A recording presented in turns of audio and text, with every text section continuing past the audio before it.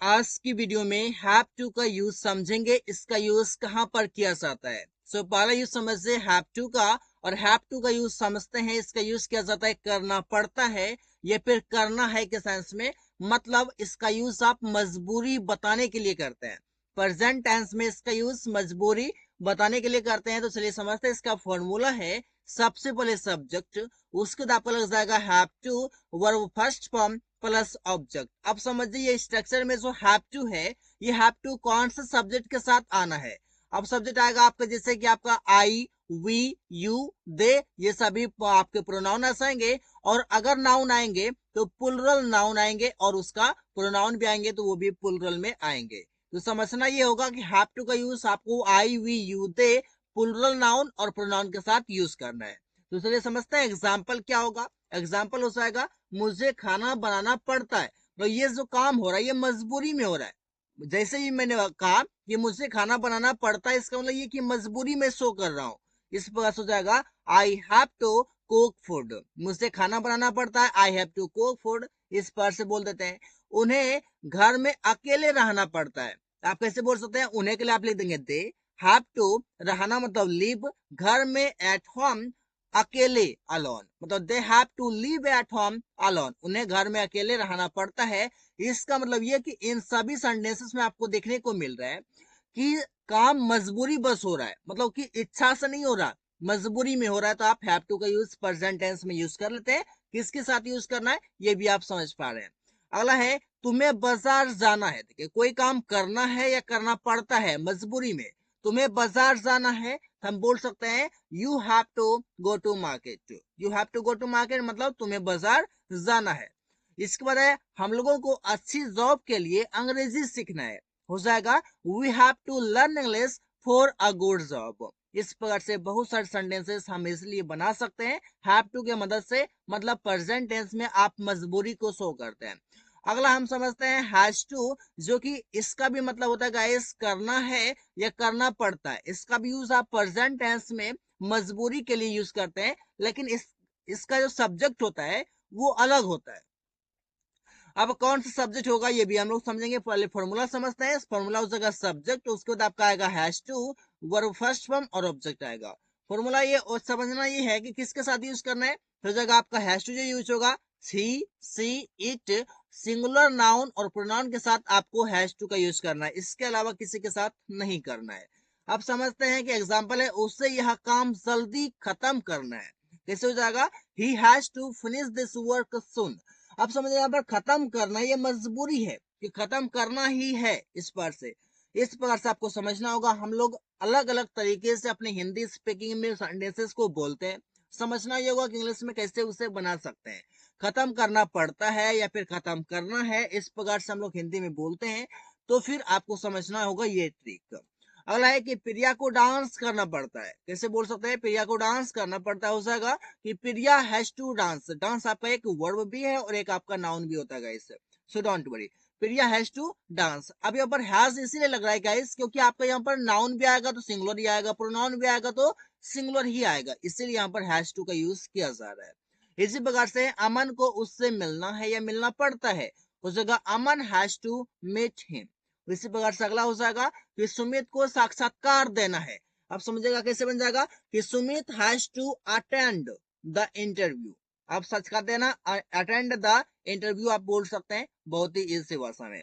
तो चलिए इसी प्रकार से आप अगला यूज समझते हैं, और वो है आपका हैड टू, जो कि इसका यूज गाइस आप पास्ट टेंस में यूज करते हैं। मतलब पास्ट में आप इसका यूज करते हैं मजबूरी को दिखाने के लिए। इट मीन्स कंपल्सन को शो करने के लिए आप हैड टू का यूज करते हैं पास्ट टेंस में। इसका मतलब हो जाएगा हिंदी में करना पड़ा, मतलब कोई काम करना पड़ा। हो जाएगा आपका कैसे, फॉर्मूला हो जाएगा subject, had to, verb first form और ऑब्जेक्ट हो जाएगा। आप समझते हैं एग्जांपल। एग्जांपल है, उसे वहां रुकना पड़ा।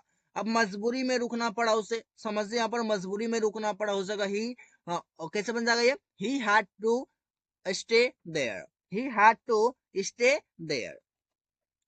तुम्हें खाना बनाना पड़ा, मतलब ये कि हैड टू का जैसे आप यूज करेंगे पास्ट टेंस में, इसका मतलब ये है कि तुम्हारा इच्छा नहीं था, तुम्हारा मन नहीं था, लेकिन तुम्हें वो काम करना पड़ा। तुम्हें खाना बनाना पड़ा, तुम्हें वहां रुकना पड़ा, तुम्हें अंग्रेजी बोलना पड़ा।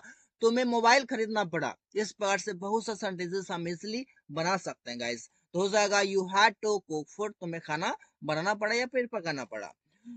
मुझे उसे कुछ पैसे देना पड़ा, मुझे उसे कुछ पैसे देना पड़ा। बोल सकते हैं I had to give him some money. अब हैड टू के बाद आप देख पा रहे हैं कि यहाँ पर आपका वर्ब का फर्स्ट फॉर्म आ रहा है, पर वर्ब का फर्स्ट फॉर्म आ रहा है, वर्ब का फर्स्ट फॉर्म आ रहा है। इस प्रकार से आपको बहुत से सेंटेंसेस बनाने हैं। राहुल को एक फोन खरीदना पड़ा, बोल सकते हैं Rahul had to buy a phone. इस प्रकार से बहुत से सेंटेंसेस अपनी भाषा में आप बनाइए, प्रैक्टिस कीजिए। Then after you will speak English confidently. Don't worry guys, just practice because practice makes you a perfect person. So understand how to start speaking, how to speak, because these all are very important for you. इसी प्रकार से अगला समझेंगे guys will के साथ have to का use, जहां पर आप बताते हैं कि कोई काम करना पड़ेगा या फिर करना होगा, मतलब मजबूरी बस आप करेंगे लेकिन फ्यूचर में करेंगे। जैसे हो जाएगा आपका स्ट्रक्चर हो जाएगा subject will have to, verb first form और ऑब्जेक्ट हो जाएगा। एग्जांपल आपके सामने होगा, हम लोगों को परीक्षा पास करना पड़ेगा, मतलब फ्यूचर में जाकर के परीक्षा अगर नजदीक है तो बोलते ना हम लोगों को परीक्षा पास करना पड़ेगा, मतलब मजबूरी में पास करना ही है, फेल नहीं करना है। कैसे बोल सकते हैं we will have to pass the examination. इस प्रकार से हम बहुत से सेंटेंसेस बना सकते हैं।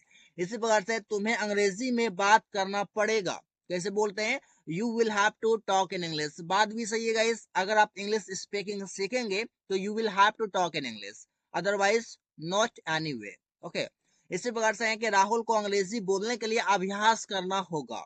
कैसे बोल सकते हैं Rahul will have to practice, Rahul को अभ्यास करना पड़ेगा या फिर करना होगा टू स्पीक इंग्लिश, अंग्रेजी बोलने के लिए।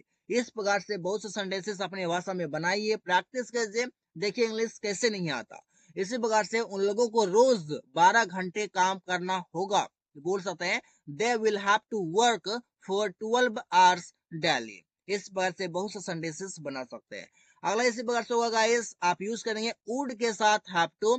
इसका यूज आप पास्ट में बताते हैं गाइस, इससे आप क्या बताते हैं पास्ट के एक्शन को बताते हैं वुड हैव टू से। कैसे कोई काम करना पड़ता होगा, कोई काम करना पड़ता होगा मतलब क्या वुड हैव टू से बनाते हैं।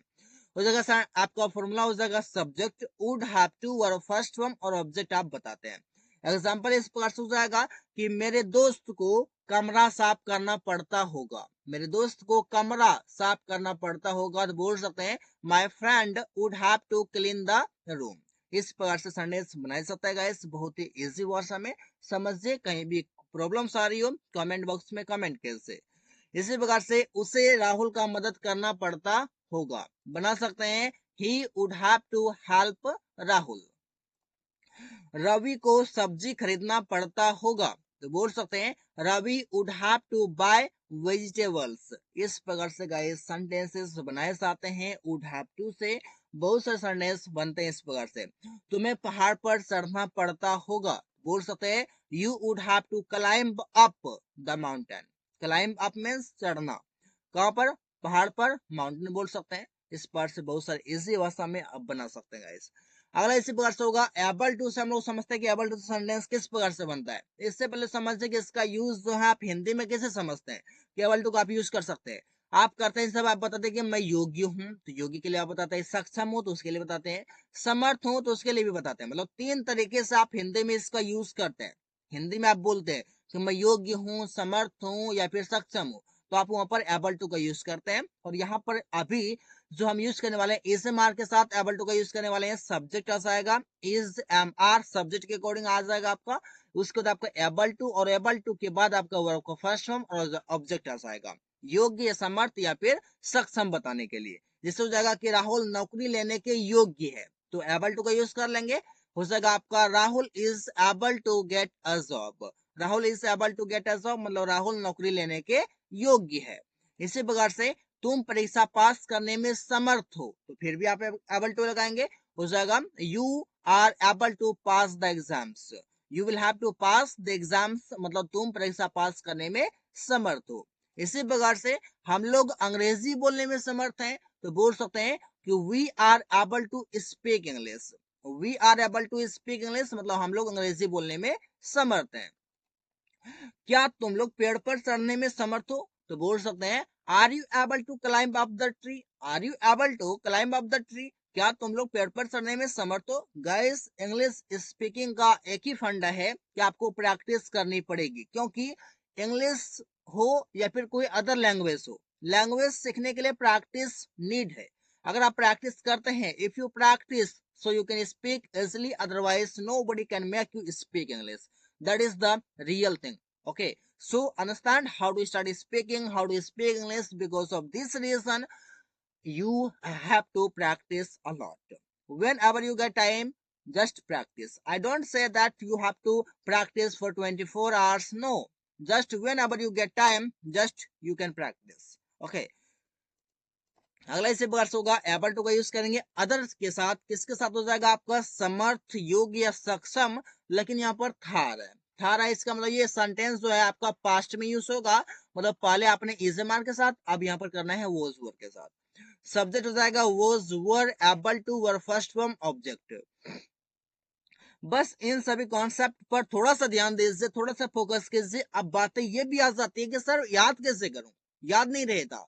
याद करना ही नहीं गाइस, प्रैक्टिस कीजिए। प्रैक्टिस जब आप करेंगे, डेली लाइफ में यूज उसे करेंगे, तो याद करने की आवश्यकता नहीं पड़ेगी। याद करेंगे, भूल जाएंगे, प्रैक्टिस करेंगे, जिंदगी भर याद रहेंगे।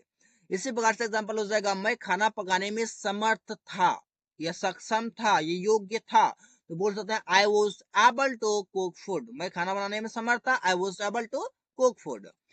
तुम लोग कार खरीदने में समर्थ था, हो जाएगा you were able to buy a car. आपको पता होगा कि सिंगुलर सब्जेक्ट के साथ आप वॉज का यूज करते हैं और प्लुरल सब्जेक्ट के साथ आप वर का यूज करते हैं, तो यू आपका प्लुरल में काउंट होता है, तो आप यहाँ पर वर का यूज कर लेंगे। वे लोग परीक्षा पास करने की योग्यता, हो जाएगा they were able to pass the exams. वे लोग परीक्षा पास करने के योग्यता, समर्थ था या सक्षम था। वह पत्र लिखने में समर्थ थी लड़की है, हो जाएगा she was able to write a letter. She was able to write a letter, वह पत्र लिखने में समर्थ थी। इस प्रकार से आप सेंटेंसेस को बना सकते हैं, प्रैक्टिस कर सकते हैं। एक सेंटेंस को guys, I always say one thing, just make sentences into 6 forms. Because मैं खाना बनाने में समर्थ था, मैं खाना बनाने में समर्थ नहीं था, क्या मैं खाना बनाने में समर्थ था। इस प्रकार से आपको 6 टाइप्स ऑफ सेंटेंसेस बनाने की जरूरत है। इसी प्रकार से अगला यूज समझेंगे एबल टू। अब किसके साथ यूज करना है, तो आपको यहाँ पर समझना है कि समर्थ, योग्य, सक्षम तो आप बताते हैं, लेकिन इसके साथ आप बताते हैं होऊंगा या फिर होगा। इसके लिए आप बताएंगे फ्यूचर में आप यूज करेंगे इसका, मतलब आप विल बी के साथ यूज करेंगे। मतलब सब्जेक्ट हो जाएगा विल बी, उसके बाद आपका आ जाएगा able to, verb first form और ऑब्जेक्ट आ जाएगा, जो कि बहुत ही इजी भाषा में हम लोग समझने वाले हैं। हम लोग अभ्यास करने पर अंग्रेजी बोलने में समर्थ होंगे, मतलब है नहीं, होंगे, तो आप विल बी का यूज करेंगे, हो जाएगा we will be able to speak English. अभ्यास करने पर, यहाँ पर जो अभ्यास करने पर लिखा हुआ, इसके लिए आप लिखेंगे आफ्टर प्रैक्टिसिंग। यहाँ पर प्रैक्टिस आपका एक वर्ब है, प्रैक्टिस आपका एक नाउन भी होता है गाइस। तुम परीक्षा पास करने में समर्थ होगे, तुम परीक्षा पास करने में समर्थ होगे, हो जाएगा you will be able to pass the exams. You will be able to pass the exams, तुम परीक्षा पास करने में समर्थ होगे। इस पर से राहुल कार चलाने में समर्थ होगा, हो जाएगा Rahul will be able to drive a car. Rahul will be able to drive a car, Rahul car चलाने में समर्थ होगा या सक्षम होगा। इस पर से प्रिया स्टेज पर गाना गाने के योग्य होगी, मतलब है नहीं, योग्य होगी फ्यूचर टाइम में, हो जाएगा Priya will be able to sing a song on the stage.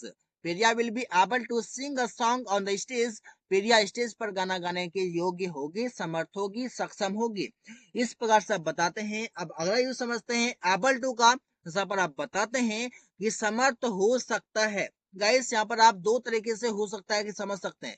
एक तरीके से तो आप बता सकते हैं कि आप यहाँ पर एबिलिटी किसका बता सकते हैं कि यहाँ पर एबिलिटी है भाई, कि यहाँ पर हो सकता है वो, ठीक है। और दूसरा है कि आपका एबिलिटी के साथ साथ आप पॉसिबिलिटी भी बताते हैं। जब आप पॉसिबिलिटी बताएंगे तो क्या होगा, यहाँ पर संभावना होगा। एबिलिटी बताएंगे तो आप यहाँ पर इसका कैपेसिटी की बातें करेंगे, इसका सक्षम की, इसका बात करेंगे, इसके पास वो समर्थता है, ठीक है, इसके पास वो कैपेसिटी है, इसके पास वो ताकत है। इस प्रकार से तो हो जाएगा क्या, स्ट्रक्चर हो जाएगा आपका सब्जेक्ट। जब आप एबिलिटी की बात करेंगे तो आप कैन का यूज कर लेंगे, पॉसिबिलिटी की बातें करेंगे तो आप मे का यूज कर लेंगे, और दोनों के साथ आपको बी का यूज कर रहे हैं। इसके बाद आपका एबल टू फर्स्ट फॉर्म और ऑब्जेक्ट। बहुत इजी भाषा में अगर आप बताएंगे, ताकत की बातें करेंगे, क्षमता की बातें करेंगे तो आप यहाँ पर कैन का यूज कर लेंगे, और अगर आप संभावना की बातें करेंगे तो मे का यूज कर लेंगे, और दोनों के साथ आपको बी का यूज कर लेना है। समझिए एग्जांपल, जैसे वह कार चलाने में समर्थ हो सकता है, तो आप यहाँ पर बता सकते हो सकता है, यहाँ पर आप पॉसिबिलिटी भी बता सकते हैं, एबिलिटी भी बता सकते हैं। अगर आप एबिलिटी बताएंगे तो कैन का यूज कैसे, he can be able to drive a car. Possibility बताएंगे तो he may be able to drive a car. इस प्रकार से कैन और मे में अंतर समझना। कैन मतलब एबिलिटी और मे मतलब पॉसिबिलिटी। इसी प्रकार से हम लोग किसी से भी मिलने में समर्थ हो सकते हैं, हो जाएगा we can be able to meet any one. हो जाएगा इसका मैसी बना सकते हैं, we can be able to meet, we can be able to meet anyone. इस प्रकार से सेंटेंसेस बहुत इजी भाषा में बना सकते हैं। तुम किताब पढ़ने में समर्थ हो सकते हो, बना सकते हैं you can be able to read a book, या फिर you may be able to read a book. इस प्रकार से हम लोग बहुत से सेंटेंसेस बना सकते हैं, एबिलिटी के लिए कैन, पॉसिबिलिटी के लिए मे। इस प्रकार से गाइस प्रैक्टिस से समझे चीजें धीरे धीरे आसान होती चलेगी। जब आप जितना प्रैक्टिस करेंगे, प्रैक्टिस से चीजें और क्लियर होती चलेगी। प्रैक्टिस पर ध्यान दीजिए ताकि आप अंग्रेजी बोलना जल्द से जल्द सीख सके गाइस। जस्ट इजी वे में मैंने समझाने का प्रयास किया है। So guys that's all for today.